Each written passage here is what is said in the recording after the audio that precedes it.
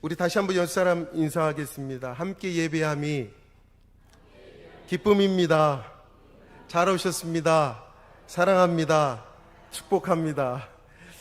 오늘 말씀의 제목은 하나님의 지혜와 성령의 능력이라는 제목입니다. 오늘 특별히 이 말씀은 다음 세대를 세우는 교회라는 부제로 제목으로 말씀을 증가하겠습니다. 오늘 우리는 단순히 한 세대의 신앙이 아니라 특별히 다음 세대까지 이어지는 신앙을 우리가 생각할 때에 정말 우리는 우리 자녀들, 특별히 우리 다음 세대들을 위해서 정말 많이 기도해야 될 줄 믿습니다.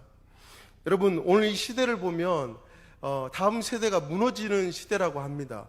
그래서 보통은 이제 선교사님들이 외국에 나가면 선교지를 들어가는 곳에 보면 이제 1% 이하나 어느 정도 이 기독교가 자리를 잡지 않는 곳, 그런 곳에서 선교사님들이 가서 이제 선교를 하고 복음을 전하잖아요. 근데 우리 다음 세대 아이들을 보면 지금 선교를 받아야 될 상황이에요. 우리 장년부들은 선교하고 있지만 우리 다음 세대 아이들은 선교를 받아야 되는 그런 지금 심각한 가운데 있다는 것입니다. 사실 우리 주일학교 이 초등부 또 유치부 중고등부 이 청소년들을 보게 되면 그들이 정말 그 삶 가운데 예수 그리스도를 나의 구주로 모시고 그 예수님을 나의 주인으로 모시고 살고 있는가? 이것은요, 먼저 된 우리, 특별히 기성세대, 우리 먼저 예수 믿는 우리 장년부 우리 대신 성도님들이 어떤 믿음을 가지고 이끌어 주느냐, 어떤 믿음을 가지고 그들에게 신앙의 영향력을 끼치냐에 따라서 우리 다음 세대가 달려있다는 것입니다. 여러분, 오늘 본문은 분명히 말합니다. 하나님의 지혜는요, 사람에게서 나온 것이 아니라고 말씀하고요. 하나님의 지혜는 사람이 알 수가 없다 그랬습니다. 오늘 하나님의 지혜는 성령으로만이 우리에게 알 수 있고 깨달을 수 있다는 것이죠. 우리가 아무리 하나님 말씀을 읽고 묵상하고 하나님 말씀을 깨달으려고 할 때도 성령 하나님이 역사해 주지 않고서는 그 하나님을 알 수 없다는 것입니다. 여러분, 그래서 오늘 읽었던 이 말씀은요, 단지 우리의 개인의 신앙을 넘어서 다음 세대를 세우는 가장 중요한 핵심의 원리가 오늘 말씀 속에서 담겨져 있다는 것입니다. 첫 번째로 하나님의 지혜는 따르겠습니다. 성령으로 계시됩니다. 오늘 읽었던 말씀 10절에서 12절 말씀을 우리 다 같이 한번 보겠습니다. 오직 하나님이 성령으로 이것을 우리에게 보이셨으니 성령은 모든 것 곧 하나님의 깊은 것까지라도 통달하시느니라. 사람의 일을 사람의 속에 있는 영 외에 누가 알리요? 이와 같이 하나님의 일도 하나님의 영 외에는 아무도 알지 못하느니라. 우리가 세상의 영을 받지 아니하고 오직 하나님으로부터 온 영을 받았으니 이는 우리로 하여금 하나님께서 우리에게 은혜로 주신 것들을 알게 하려 하심이니라. 이렇게 말씀하고 있습니다.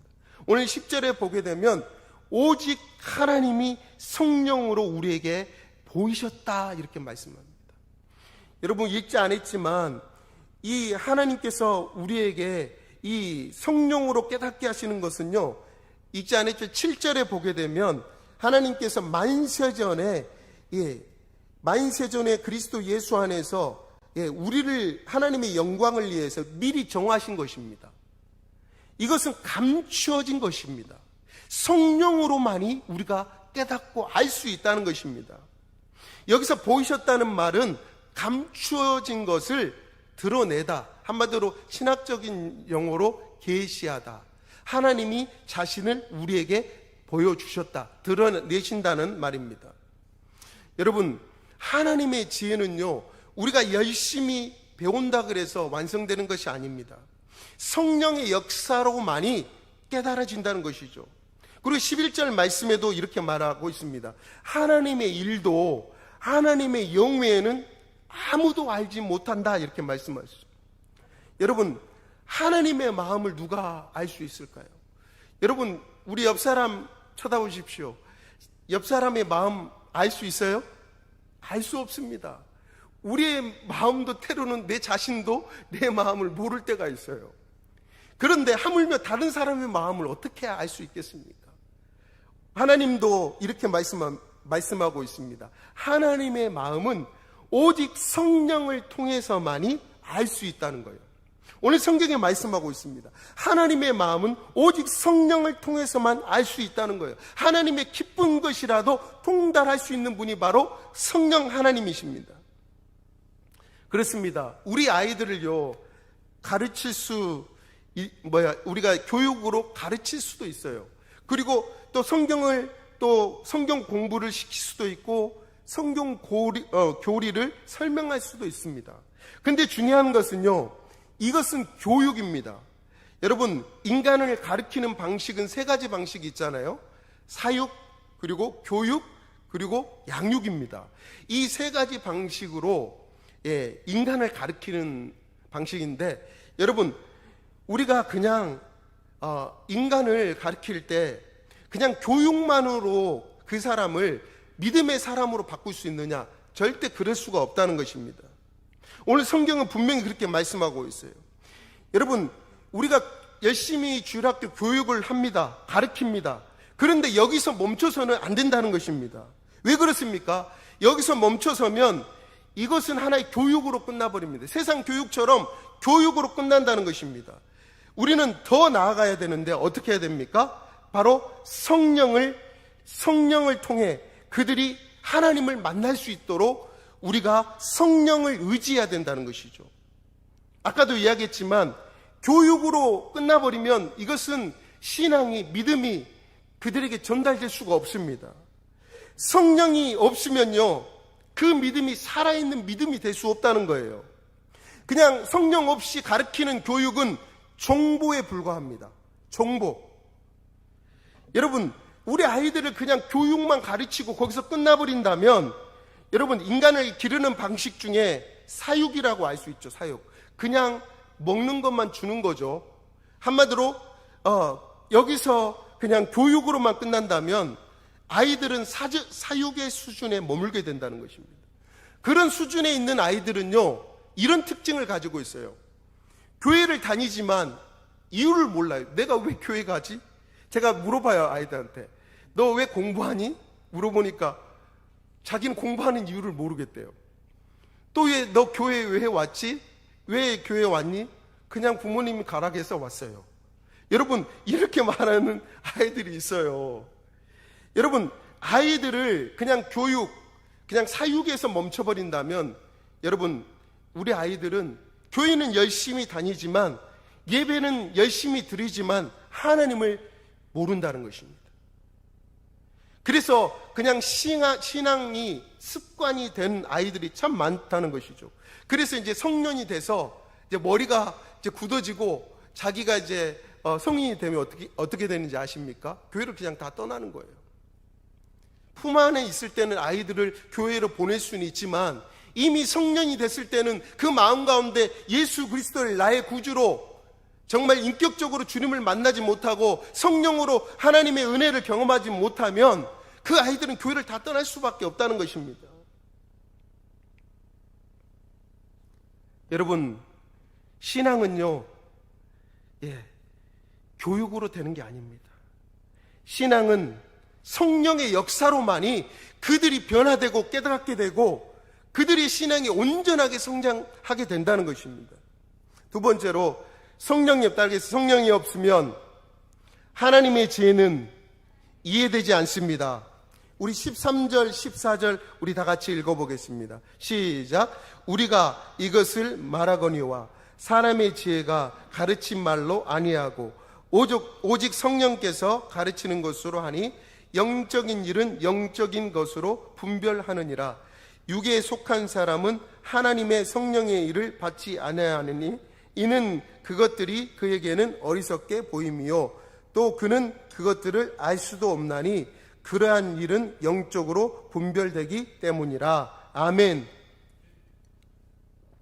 오늘 13절에 뭐라 그랬습니까? 영적인 일은 영적으로 분별된다 그랬습니다. 여러분, 하나님의 일은요, 여러분, 인간의 차원에서는, 인간의 차원의 방식으로는 절대 이해될 수가 없어요. 이 영적인 차원의, 영적인 차원은 영적인 것으로만 분별된다 그랬습니다. 인간의 이성으로, 인간의 지혜로는요, 영적인 것을 분별할 수도 없고 깨달을 수도 없어요. 그래서 14절에 분명히 말씀하고 있습니다.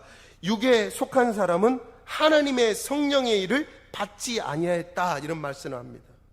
여기서 육에 속한 사람은 어떤 사람입니까? 여러분 한번 생각해 보십시오.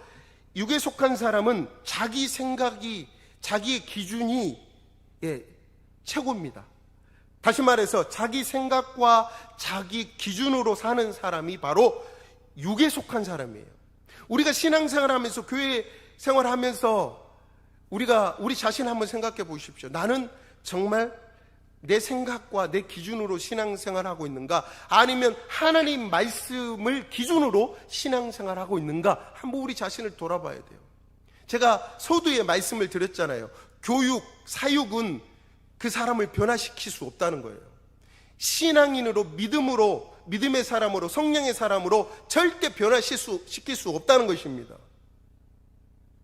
여러분, 육에 속한 사람은 하나님의 성령의 일을 받지 않았기 때문에 하나님의 일을 깨달을 수도 없고 알 수도 없어요. 그렇기 때문에 그들은 자기 생각과 자기 기준으로 신앙생활을 하는 사람들입니다.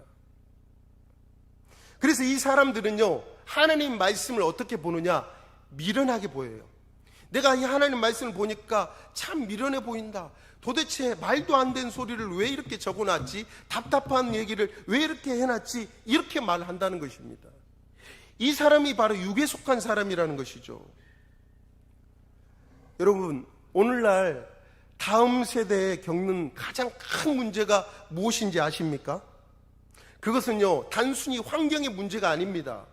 단순히 문화의 문제가 아닙니다. 바로 영적 이해의 부족이에요. 영적인 이해의 부족이라는 것이죠. 여러분, 오늘날 초등부나 유치부나 중고등부 아이들이 말씀에 집중 못하는 이유가 무엇인지 아십니까? 또한 중고등부 예배를 드리면서 지루하게 느끼는 이유가 무엇인지 아십니까? 그것은요, 그 중심에 성령의 역사에 대한 경험이 없기 때문입니다. 여러분, 과거에 우리 신앙생활 할 때는요, 은혜 받고 성령 받기 위해서 얼마나 부르짖고 기도하고 간구했는지 몰라요. 때로는 금식하면서 하나님의 은혜를 간구하고 갈망했습니다. 저도 초창기 때 주님 만날 때 얼마나 하나님의 은혜를 받으려고 금식하고, 심지어는 목사님들 그런 말 하잖아요. 산에 가서 나무 뿌리 하나 뽑지 않으면 은혜 받은 거 아니다고 이야기했어요. 그렇게 하나님의 은혜를 받고 성령을 경험하기가 그렇게 쉽지 않았습니다. 오늘날 보십시오. 교육은 많이 합니다. 가르치는 것은 잘해요. 그러나 성령의 역사는 별로 중요하게 여기지 않는다는 것입니다. 여러분, 교회의 주인이 누구십니까? 성도입니까? 아니잖아요. 교회의 주인은 따르겠습니다. 성령 하나님이십니다. 교회는요, 성령님이 임하시고 나서 교회가 세워졌어요. 교회의 주인은 성령 하나님이십니다. 그런데 정작 성령님이 무시당하고 성령님이 일할 수 없도록 그 시스템이 만들어지고 있다는 것입니다. 사랑하는 성도 여러분, 우리 다음 세대에 우리는 무엇을 준비하고 있습니까? 여러분, 좋은 프로그램입니까? 좋은 환경입니까? 아니면 다른 것입니까? 이런 것도 사실 필요하긴 해요. 환경도 또 프로그램도 참 중요하기, 사실 그런 거 중요하기도 합니다. 그러나 냉정히 말하면 이것들은 다 교육의 도구일 뿐입니다. 그 속에 성령의 역사가 없으면 교육은 결국 지식으로 남게 된다는 것입니다. 머리만 커지게 된다는 것입니다.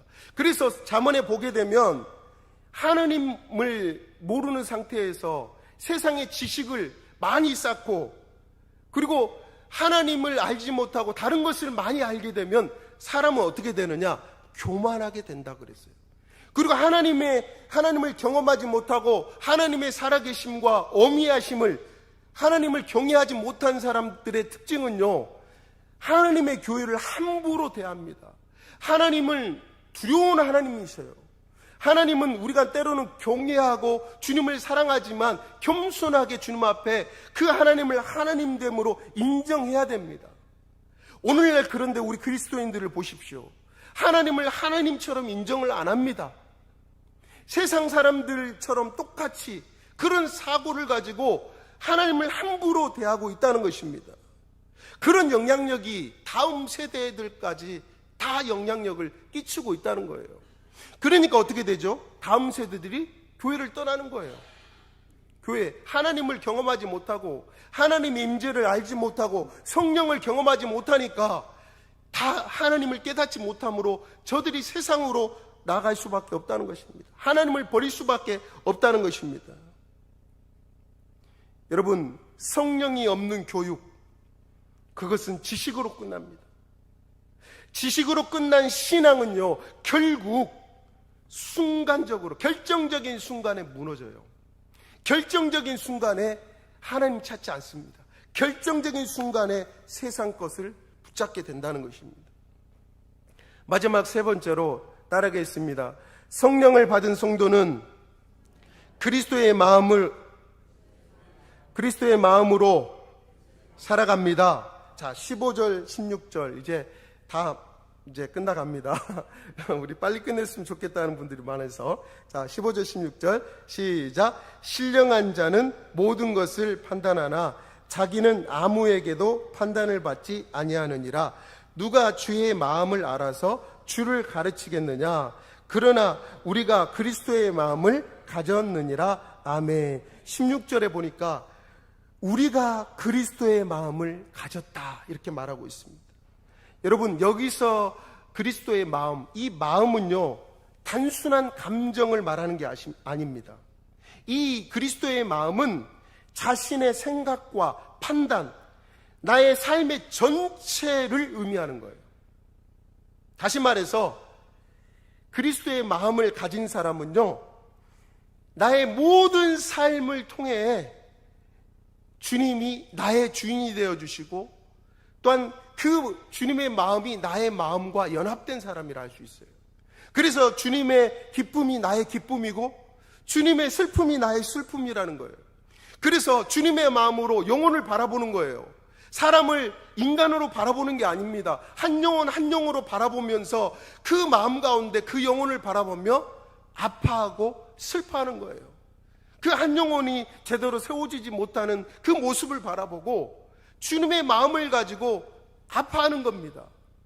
여러분, 제가 좋아하는 복음성가 중에 이런 찬양이 있죠. 하나님께로 더 가까이라는 찬양이 있죠.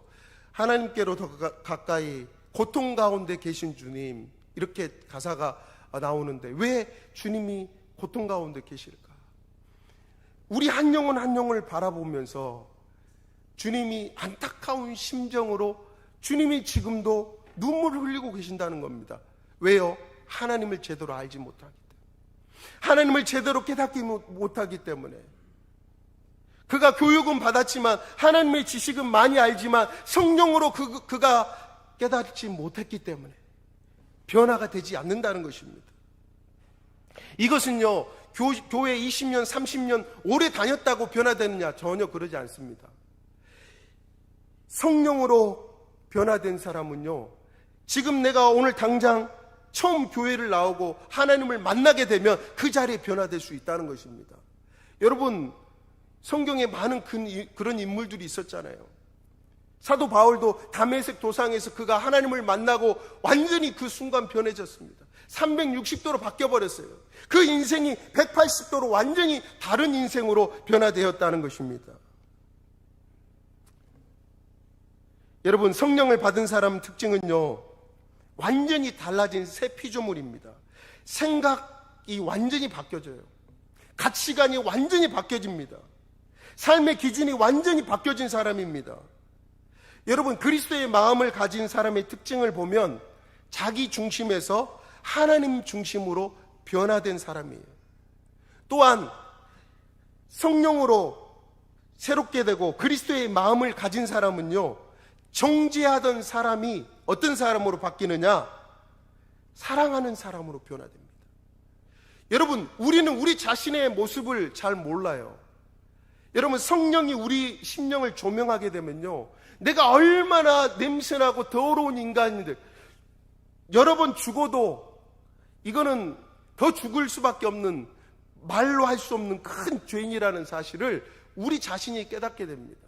우리는 우리 자신을 깨닫지 못함으로 말미암아 어떻게 됩니까? 다른 사람을 판단하고 정죄하고 다른 사람에게 함부로 말합니다. 사랑하는 성도 여러분, 성령 받고 변화되고 그리스도의 마음을 가진 사람은요, 입술이 먼저 변화됩니다. 여러분, 창세기에 보게 되면 하나님이 이 세상을 무엇으로 창조하셨습니까? 말씀으로 창조하셨어요. 말씀의 권세로 이 세상을 창조하셨어요. 마찬가지입니다. 우리 예수 그리스도를 믿는 우리들은 하나님의 자녀입니다. 하나님의 자녀이기 때문에 말의 능력이 있을까요, 없을까요? 분명히 있습니다. 그래서 우리 자녀들을 우리가 입술로 축복해야 돼요. 우리 자녀들을 축복해야 됩니다. 다음 세대를 축복해야 돼요. 서로 성도들을 축복하고 복을 빌 때 나도 잘 되고 그 사람도 잘 되는 거예요. 그러나 우리 입술이 자꾸 정죄한다, 그러면 그 정죄의 입술이 그 사람에게 합당하지 않으면 그게 다시 자기에게 돌아온다고 성경이 말씀하고 있어요. 그래서 가장 지혜로운 것은 무엇입니까? 다른 사람을 축복하는 사람이에요. 축복하는 입술, 이게 바로 그리스도의 마음을 가진 사람이라고 말할 수 있다는 것입니다. 또한 그리스도의 마음을 가진 사람은요, 경쟁하는 사람이 아닙니다. 섬김으로 변화되는 사람이에요. 그래서 교회에서 누가 봉사하면요, 아이고 잘한다, 얼마나 하나님 앞에 이렇게 헌신하고 수고한다고 축복하고, 뒤에서 이렇게 잘한다고 이렇게 칭찬해 줘야 되는데, 누가 주의를 하려면 자꾸 이렇게 못하게 하는 사람, 방해하는 사람들이 있다면 이것은 그리스도의 마음을 가진 사람이 아닙니다. 사랑하는 성도 여러분, 다음 세대는요, 말씀을 듣는 것보다 기성세대의 삶을 보면서 배운다는 겁니다. 다시 말해서 먼저 예수 믿는 우리 기성세대, 우리 장년부 성도님들의 모습을 보고 우리 다음 세대의 아이들이 그 모습을 배운다는 거예요. 그래서 부모의 기도를 배우고, 부모의 예배를 배우고, 부모의 말과 태도를 배운다는 것입니다. 이것은 우리 다음 세대 아이들에게 살아있는 교과서와 같습니다. 여기서 양육이 완성된다는 것입니다. 우리는 하나님 말씀만 배우면 변화되겠지, 하나님 말씀만 배우면 하나님 깨닫겠지, 여러분 절대 그러지 않습니다. 우리 예수 믿는 먼저 된 우리 장년부, 먼저 된 우리 예수 믿는 분들이 믿음의 본을 보여야 돼요. 입술의 본을 보여야 되고, 예배의 본을 보여야 되고, 말과 행동의 본을 보일 때 우리 아이들이 자연적으로 그걸 배우고 그대로 똑같이 그렇게 믿음 생활을 한다는 것입니다. 여러분, 사육은요, 그냥 살게만 하는 게 사육이에요. 교육은 알게 하는 것입니다. 그러나 양육은 살아내게 하는 것, 그렇게 살 수 있도록 도와주는 것이 양육이죠. 여러분, 성령 받은 성도는요, 가르치는 사람에서 멈추지 않습니다. 정말 내가 성령 받은 성도라면 삶으로 보여주는 그런 모습이 있어야 되는 거예요. 이 예화 드리고 말씀을 마치겠습니다. 어떤 아이가 이런 말을 한다고 한번 생각해 보십시오. 아빠, 엄마, 교회에서는 열심히 그렇게 신앙생활을 거룩하게 예배 드리는데 왜 집에서의 모습은 왜 달라요?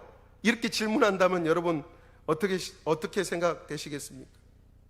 여러분, 교회 안에서의 신앙생활의 모습과 밖에서 가정에서 세상에서의 신앙생활의 모습이 어떻게 해야 된다고요? 같아야 된다는 것이죠. 그렇게 하려고 노력해야 된다는 것이죠. 그래야 우리 다음 세대 아이들이 그 모습을 보고 믿음 생활을 하게 된다는 것입니다. 우리는 우리 아이들 앞에 더 이상 숨길 수가 없습니다. 오늘 본문은 우리에게 분명히 가르칩니다. 결론의 말씀입니다. 하나님의 지혜는 성령으로 계시된다고 했습니다. 깨달을 수 있다고 말씀하고 있습니다. 성령님이 없으면 그 지혜는 절대 깨달을 수 없다고 말씀합니다. 또한 성령 받은 사람은 그리스도의 마음으로 살아간다고 했습니다. 이제 우리는 이 말씀 가운데 선택을 해야 돼요. 그리스도의 마음을 가지고 정말 이 땅에서 나는 정말 우리 아이들, 우리 다음 세대를 그냥 돈만 갖다 주고 그냥 교회만 왔다 갔다 하는 그런 사육하는 그런 자녀들로 키우고 있는가? 교육하는 자녀들로 키우고 있는가? 아니면 성령으로 그들을 양육하고 있는가? 우리는 한번 생각을 해봐야 돼요. 여러분, 다음 세대는 말로 절대 세워지지 않습니다. 성령으로만이 세워집니다. 그러므로 우리는 성령의 역사를 우리 삶을 통해서 다음 세대에 흘러가도록 우리는 성령의 은혜를 구해야 돼요. 우리 동진주 교회가 새롭게 되고 다시 한번 부흥의 역사를 보기 위해서는 성령의 역사가 임해야 됩니다. 강력한 성령의 임재가 임해야 될 줄 믿습니다. 많은 선교사님들이 그런 말을 하죠. 한국에 있는 성령님이 중국으로 이미 그쪽으로 떠나셨다. 그 당시 제가 중국에 9박 10일 동안 선교 여행을 갔을 때는 얼마나 성령이 강력하게 일하시는지 그 현장을 봤었어요. 그때 우리 한국은 점점점 냉랭해지는 상황 속에 있었습니다. 다시 한번 이 말세 끝에 마지막 주자로서 쓰임받는 교회가 되려면 그 성령의 역사가 다시 한번 회복돼야 될 줄 믿습니다. 그래서 우리 아이들이 교육도 받고 말씀도 배우지만 성령의 은혜를 깨닫고 하나님의 깊은 것이라도 통달하는 그 성령의 사람으로 변화될 때 우리 다음 세대는 살아날 줄 믿습니다.